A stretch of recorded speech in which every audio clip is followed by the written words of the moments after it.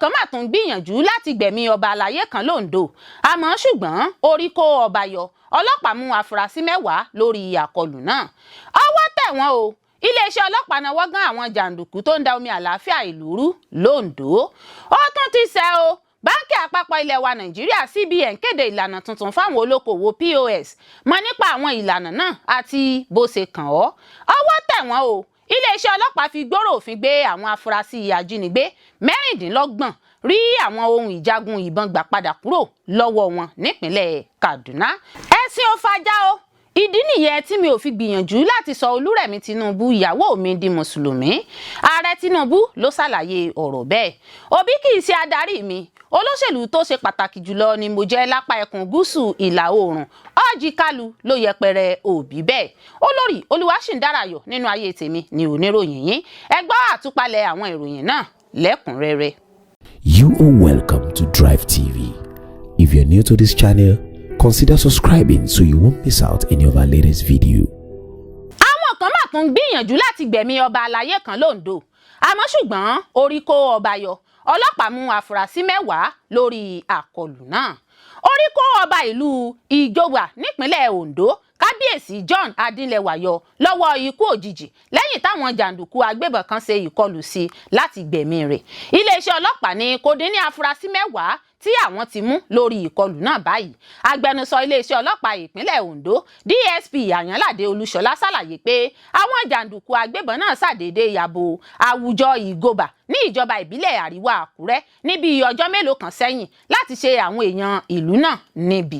DSP Olúṣọlá ṣàlàyé nínú àtẹ̀jáde tí ó fi síta pé onírúurú nǹkan ìjà olóró bíi ìbọn, ọ̀bẹ, oògùn àtàwọn nǹkan míì tó léwu ni wọ́n kó dání lásìkò tí wọ́n yàbò ìlú náà.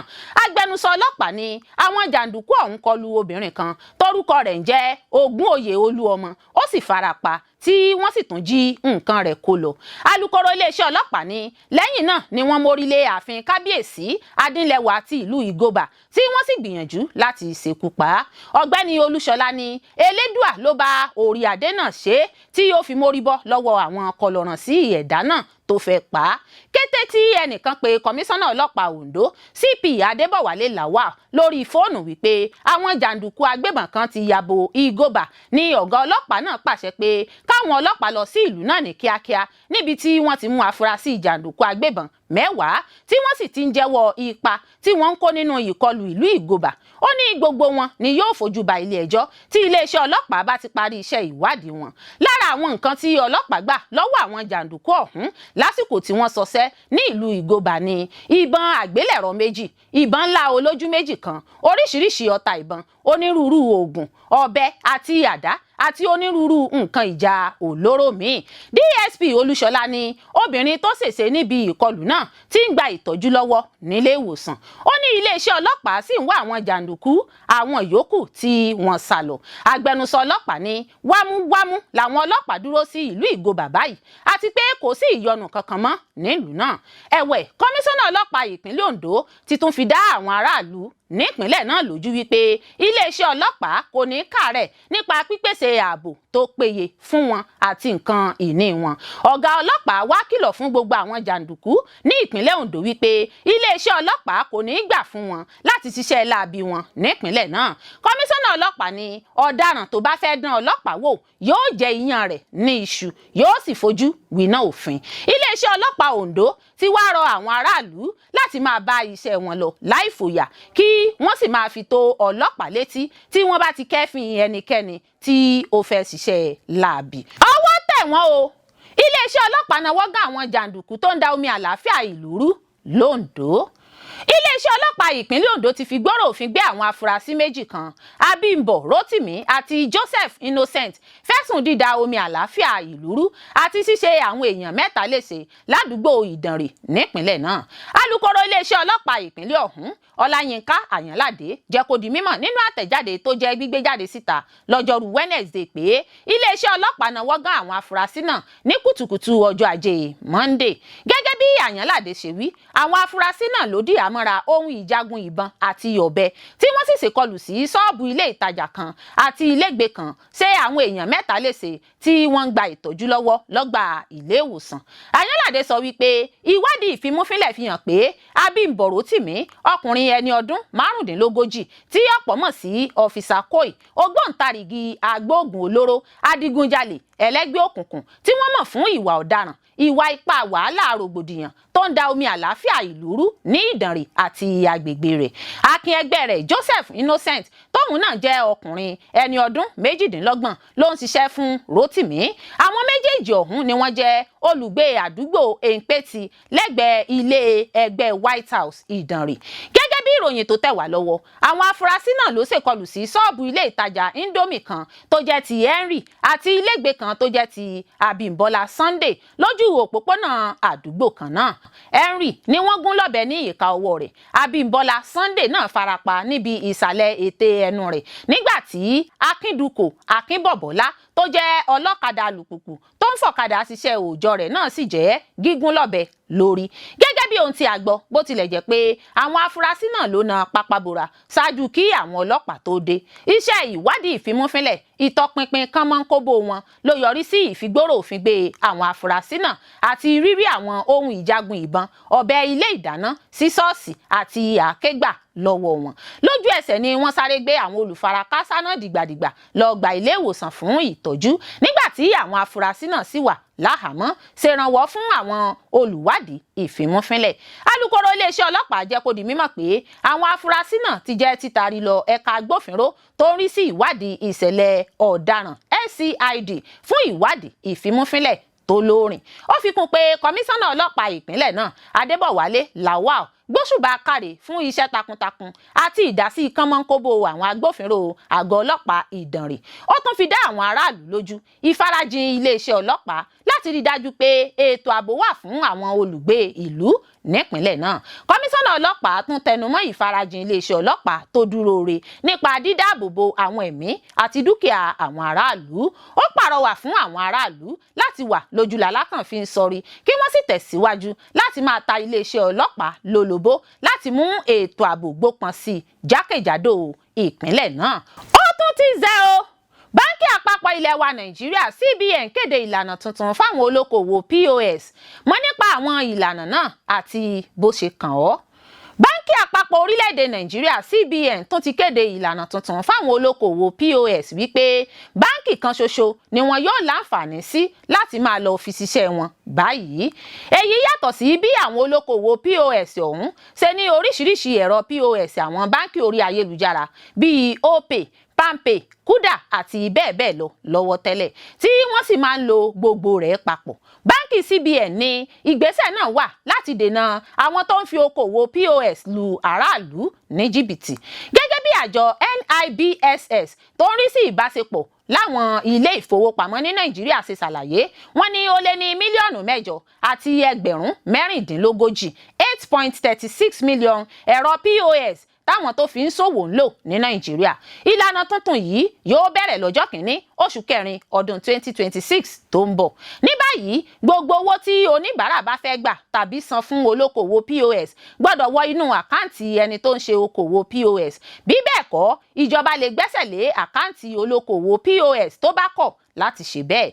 CBN tún sọ nínú ìlànà tuntun náà wípé 100,000 ni oníbàárà kan lè gbà lójúmọ́, 500,000 lọ́sẹ̀ àti àpapọ̀ owó tí oníbàárà lè gbà sì jẹ́ 1.2 million naira lọ́wọ́ olókoòwò POS kan. Iye yìí kan náà tún ni oníbàárà kan lè lo àkáǹtì POS láti san owó sínú àkáǹtì rẹ̀ tàbí àkáǹtì míì tó bá wù ú. Ẹnikẹ́ni tí ọjọ́ orí rẹ̀ kò bá tó ọdún 18 tí ó sì jẹ gbèsè ẹ̀yáwó tí kò san tàbí tó ní àkọsílẹ̀ ìwà ọ̀daràn kò lè di olókoòwò POS mọ́.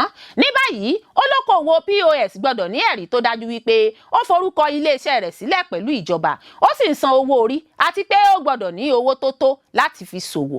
Gbogbo owó tí olókoòwò POS bá ń san fáwọn oníbàárà tàbí tí ó bá ń gbà ní àkọsílẹ̀ ibi tó ń ṣe eléyìí gbọ́dọ̀ wà lórí ẹ̀rọ kọ̀ǹpútà.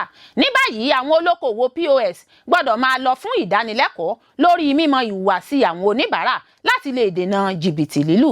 Eléyìí sì pọn dandan fún gbogbo olókoòwò POS. Olókoòwò POS gbọ́dọ̀ fún oníbàárà ní rìsíìtì owó tí wọ́n bá gbà tàbí san, orúkọ oníbàárà, owó tí wọ́n bá gbà tàbí san àti nọ́mbà fóònù wọn sì gbọ́dọ̀ wà lórí rìsíìtì náà. Àwọn báńkì orí ayélujára gbọ́dọ̀ rí pé wọ́n fi àkọsílẹ̀ gbogbo owó táwọn olókoòwò POS bá san fún oníbàárà tàbí gbà lọ́wọ́ wọn àti iye tó kù nínú àkáǹtì wọn ránṣẹ́ sí àjọ NIBSS kí wọ́n sì tún fi ẹ̀dà rẹ̀ ránṣẹ́ sí CBN. Olókoòwò POS kankan kò gbọ́dọ̀ fi ibi tó ti ń ṣiṣẹ́ sílẹ̀ lọ sí ibòmíràn láì gba àṣẹ lọ́wọ́ báńkì tó gbé ẹ̀rọ POS fún. Olókoòwò POS tó bá fẹ́ kúrò níbi tó wà lọ sí ibòmíràn ti gbọ́dọ̀ sọ fún báńkì rẹ̀ ní bíi oṣù kan sígbà tó fẹ́ kúrò níbi tó wà. Ìjìyà fún ẹni tó bá tàpá sí ìlànà tuntun yìí bẹ̀rẹ̀ láti mílíọ̀nù méjì náírà 2 million naira sí 20 mílíọ̀nù náírà 20 million naira. CBN lè dá ẹni tó bá ń tàpá sí ìlànà tuntun yìí ní gbogbo ìgbà dúró tàbí kí ó gba ìwé ìforúkọsílẹ̀ rẹ̀ gẹ́gẹ́ bí olókoòwò POS. Ọwọ́ tẹ̀ wọ́n o, iléeṣẹ́ ọlọ́pàá fi gbòòrò òfin gbé àwọn afurasí ajínigbé 26 rí àwọn ohun ìjagun ìbọn gbà padà kúrò lọ́wọ́ wọn nípínlẹ̀ Kaduna. Iléeṣẹ́ ọlọ́pàá ìpínlẹ̀ Kaduna ti fi gbòòrò òfin gbé àwọn afurasí ajínigbé 26 rí àwọn ohun ìjagun olóró ìbọn gbà padà kúrò lọ́wọ́ wọn àti àwọn owó ìtanràn tí àwọn èèyàn kan san fún wọn ní àwọn agbègbè ọ̀tọ̀ọ̀tọ̀ tí àwọn ọlọ́pàá ti gùnlé iṣẹ́ ìréde jákèjádò ìpínlẹ̀ náà. Ìfigbòòrò òfin gbé ọ̀hún kò sẹ́yìn ìfọwọ́sowọ́pọ̀ iṣẹ́ ìréde nípasẹ̀ ikọ̀ agbófinró ọlọ́pàá àti àwọn ikọ̀ fìjìláńtẹ́ láàrin ọjọ́ 3 oṣù kẹwàá àti ọjọ́ 5 oṣù kẹwàá. Àwọn àjọ elétò ààbò náà gbógun ti ikọ̀ àwọn ajínigbé tó ń ṣọṣẹ́ láabi níjọba ìbílẹ̀ Anchau, Ikara àti Makafi. Àtẹ̀jáde kan tó jẹ́ gbígbé jáde síta nípasẹ̀ agbẹnusọ iléeṣẹ́ ọlọ́pàá ìpínlẹ̀ náà DSPO Manzir Hasan lọ́jọ́bọ̀ Thursday sọ wípé iṣẹ́ ìréde ọ̀hún jẹ́ àjùmọ̀ṣe ìfọwọ́sowọ́pọ̀ pẹ̀lú ikọ̀ fìjìláńtẹ́ ìpínlẹ̀ Kaduna. Ó ní ìréde náà jẹ́ ìgbésẹ̀ tó ń lọ lọ́wọ́ lójúnà láti gbógun ti ìṣẹ̀lẹ̀ ìjínigbé àti ìwà ìgbésùnmọ̀mí nípínlẹ̀ náà. Gẹ́gẹ́ bí àtẹ̀jáde náà ṣe wí, ìlàlúyọ àkọ́kọ́ wáyé lọ́jọ́ 5 oṣù kẹwàá nígbà tí ikọ̀ àwọn tó ń ṣe ìréde láti àgọ́ ọlọ́pàá Anchau gbé ìgbésẹ̀ yìí tọpinpin ìwádìí ìfimúfínlẹ̀ yàbò ibùba àwọn afurasí ajínigbé ní déédéé aago 1 òru kọjá ìṣẹ́jú 15 tí wọ́n sì fi gbòòrò òfin gbé àwọn afurasí 6 tó fi mọ́ ẹnìkan tórúkọ rẹ̀ ń jẹ́ Jibrin Abubakar ẹni ọdún 21. Hasan sọ wípé ìwádìí ìfimúfínlẹ̀ fi hàn pé àwọn afurasí náà lọ́jọ́ 22 oṣù kẹsàn-án ọdún 2025 gbìmọ̀ pọ̀ láti jí ẹnìkan tórúkọ rẹ̀ ń jẹ́ Idris Adamu ẹni 60 ọdún gbé sálọ, ẹni tí wọ́n gbé sígbèkùn fún ọ̀pọ̀lọpọ̀ ọjọ́ ṣáájú kí wọ́n tó tún tú sílẹ̀ lẹ́yìn tí àwọn agbébọn náà gba mílíọ̀nù 5 náírà owó ìtanràn owó ìtúsílẹ̀. Lákòókò iṣẹ́ ìréde, àwọn afurasí méjì tí wọ́n pe orúkọ wọn ní Yunusa Liya ẹni ọdún 31 àti Malam Liya ẹni ọdún 45. Àwọn afurasí méjèèjì ọ̀hún ni wọ́n jẹ́ ọmọ abúlé Gidan Sidi lágbègbè ìjọba Anchau. Wọ́n jẹ́ fífi gbòòrò òfin gbé lẹ́yìn ìdojú ìjà ìbọn kọrẹni pẹ̀lú àwọn agbófinró. Àwọn méjì míì gbìyànjú mórí bọ́. Àwọn agbófinró ọlọ́pàá ti ń tọpinpin àwọn tó na pápábora ọ̀hún. Àwọn ohun tí wọ́n rí gbà padà kúrò lọ́wọ́ àwọn afurasí náà ní àwọn ìbọn pump action, àwọn kòròfo ọta ìbọn 5 àti 546,000 naira tí wọ́n gbàgbọ́ pé ó jẹ́ owó ìtanràn tí àwọn mọ̀lẹ́bí olùfarakásá kan san fún wọn. Lásìkò iṣẹ́ ìréde míì lọ́jọ́ 3 oṣù kẹwàá, ikọ̀ agbófinró ọlọ́pàá tó ń gbógun ti ìṣẹ̀lẹ̀ ìjínigbé fi gbòòrò òfin gbé ẹnìkan tórúkọ rẹ̀ ń jẹ́ Habib Alhaji Amadu tí ọ̀pọ̀ mọ̀ sí Munyaye níjọba ìbílẹ̀ Ikara. Àwọn afurasí náà tí wọ́n bá àwọn ìbọn ìbílẹ̀ méjì ọ̀tọ̀ọ̀tọ̀ lọ́wọ́ wọn ni wọ́n ṣe bẹ́ẹ̀ jẹ́wọ́ pé àwọn làwọn wà nídìí ìkọlù ìjínigbé nílégbèé oníṣòwò ìbílẹ̀ kan lágbègbè náà. Agbẹnusọ ọlọ́pàá fi kún pé ìwádìí àkọ́kọ́ tọ́ka sí pé Amadu jẹ́ ọmọ ẹgbẹ́ ògbóǹtarìgì ọlọ́ṣà adigunjalè tó ń da Ìkara àti agbègbè rẹ̀ láàmú. Ó máa ń ṣọṣẹ́ láabi pẹ̀lú àwọn abẹ́sìnkáwọ́ rẹ̀ tí wọ́n pe orúkọ wọn ní Buhari àti Ṣédé tí wọ́n ti na pápábora. Ó sọ wípé ìgbésẹ̀ ìgbìyànjú ti ń lọ lọ́wọ́ láti tọpasẹ̀ àwọn abẹ́sìnkáwọ́ rẹ̀ ọ̀hún tó na pápábora àti láti rí àwọn ohun ìjagun ìbọn náà gbà padà kúrò lọ́wọ́ wọn. Iṣẹ́ ìréde ìlàlúyọ̀ mìíràn ló wáyé lọ́jọ́ 4 oṣù kẹwàá nígbà tí àwọn agbófinró ọlọ́pàá tó ń ṣiṣẹ́ ìwádìí ìtọpinpin yabo ibùba àwọn afurasí ajínigbé ní abúlé Gazara níjọba ìbílẹ̀ Makafi. Lákòókò iṣẹ́ ìrédè náà ní àwọn àjọ elétò ààbò náwó gan àwọn afurasí ajínigbé agbébọn 14 tó fi mọ́ Bello Umar, ẹni tí wọ́n ti kọ́kọ́ gbé lọ síwájú ilé ẹjọ́ fún ẹ̀sùn ìjínigbé jẹ́ fífi gbòòrò òfin gbé padà. Gẹ́gẹ́ bí ìròyìn tó tẹ̀ wá lọ́wọ́, àwọn ọlọ́pàá tún rí ọ̀pọ̀lọpọ̀ àwọn àdá àti àwọn ohun ìjagun olóró gbà padà ní ibùba wọn. Kọmíṣánná ọlọ́pàá ìpínlẹ̀ náà CP Rabiu Muhammad gbóríyìn fún iṣẹ́ takuntakun àwọn agbófinró ọlọ́pàá nípa gbígbógun ti ìṣẹ̀lẹ̀ ìjínigbé àti ìwà ipá ìwà ọ̀daràn. Ó tẹnumọ́ ìfarajìn iléeṣẹ́ ọlọ́pàá láti rí dájú pé àwọn ọ̀daràn kò fi ìlú Kaduna ṣe ibùba wọn. Ó ní àwọn yóò tẹ̀síwájú nípa gbígbógun tì wọ́n. Muhammed tún pàrọwà fún àwọn aráàlú láti máa ta iléeṣẹ́ ọlọ́pàá lólobó bí wọ́n bá kẹ́fìn ohunkóhun. Ẹ̀sìn ò fàjà o. Ìdí nìyẹn tí mi ò fi gbìyànjú láti sọ Olúrẹ̀mí Tinubu ìyàwó mi di mùsùlùmí. Ààrẹ Tinubu ló ṣàlàyé ọ̀rọ̀ bẹ́ẹ̀. Tinubu ní òun gbàgbọ́ nínú ìfẹ́ àti òmìnira láti ṣe ẹ̀sìn tó bá wu ẹnikẹ́ni láyé. Ààrẹ Bọ́lá Tinubu ti ṣàlàyé ìdí tí kò fi gbìyànjú láti sọ ìyàwó rẹ̀ Sẹ́nẹ́tọ̀ Olúrẹ̀mí Tinubu di mùsùlùmí tí í ṣe ẹ̀sìn òun ọkọ rẹ̀. Tinubu ní òun gbàgbọ́ nínú ìfẹ́ àti òmìnira láti ṣe ẹ̀sìn tó bá wu ẹnikẹ́ni. Nígbà tó ń sọ̀rọ̀ láìpẹ́ yìí níbi ètò ìsìnkú màmá Nana Lydia Yiwada, ìyá ọ̀jọ̀gbọ́n Nintawe Yiwada, alága ẹgbẹ́ òṣèlú APC nílùú Jos, ààrẹ Tinubu sọ pé ẹ̀sìn ọ̀tọ̀ọ̀tọ̀ tóun àti ìyàwó òun ṣe kò fa ìjà rí láàrin àwọn méjèèjì. Ààrẹ ilẹ̀ wa Nàìjíríà náà ni wọ́n bí òun sínú ẹ̀sìn Islam ni. Láti kékeré lòun sì ti ń tẹ̀lé ìlànà ẹ̀sìn náà tí wọ́n bí òun sí, tí òun sì gbàgbọ́ nínú òmìnira láti ṣe ẹ̀sìn tó bá wu oníkálukú. Ààrẹ ní nǹkan tó ṣe pàtàkì jùlọ ní ìwà èèyàn àti ìfẹ́ tí èèyàn bá ní fún ẹlòmíràn. Ààrẹ Tinubu wá rọ àwọn ọmọ Nàìjíríà láti máa gbé ní àlàáfíà pẹ̀lú ara wọn. Ààrẹ Bọ́lá Tinubu ní kò yẹ kí ẹnikẹ́ni kórìíra ẹlòmíràn. Ìfẹ́ ló yẹ kí a máa gbìyànjú láti ní fún gbogbo èèyàn. Kò sí ẹnikẹ́ni tó lè yí nǹkan tí Ọlọ́run bá ti kọ padà. Ìlérí Ọlọ́run àti nǹkan tó ń ṣe ló ṣe pàtàkì jùlọ.